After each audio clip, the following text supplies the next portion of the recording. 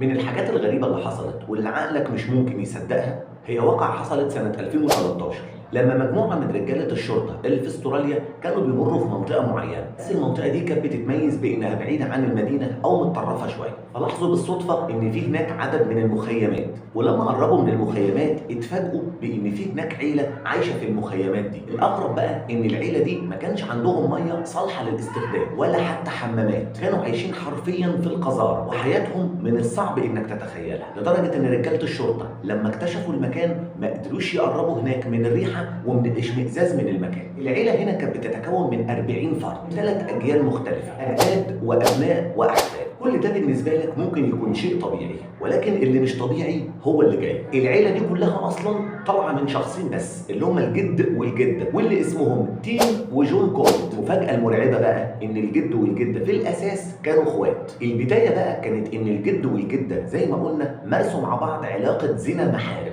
نتج عن العلاقة دي مجموعة من الأبناء.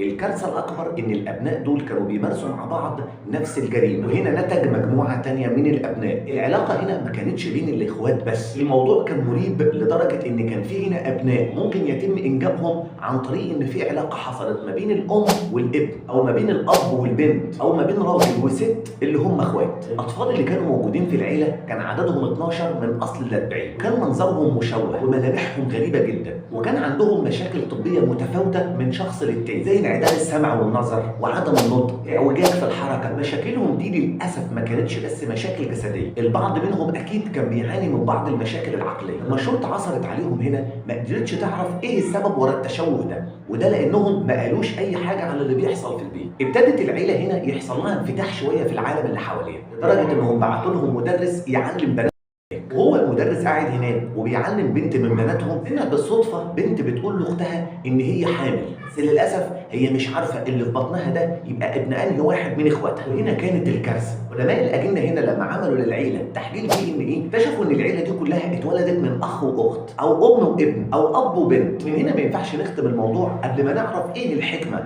عند ربنا سبحانه وتعالى لما حرم زنا المحارم، وده منعا لاختلاط الانساب زي ما شفنا، اضافه انه هيتسبب في خلق انسان مشوه ممكن جسديا وعقليا زي ما شفنا دلوقتي. فليك انك تتخيل ان غلطه واحده من الغلطات اللي ربنا حرمها نتج عنها صوره مشوهه، واظن وعلى ما اعتقد ان انت نفسك اصبت بالاشمئزاز من الكلام اللي انا قلته. لكن في النهايه انا حبيت انقل لك صوره عن واقع مريض جدا حصل، وعن غلطه كبيره جدا حصلت كانت نتيجتها المنظر الفظيع اللي احنا اتكلمنا عنه دلوقتي. في النهايه اتمنى الفيديو يكون عجبك. لو انت على الفيسبوك اعمل لنا متابعه، لو على اليوتيوب اشترك في القناه. سلام عليكم.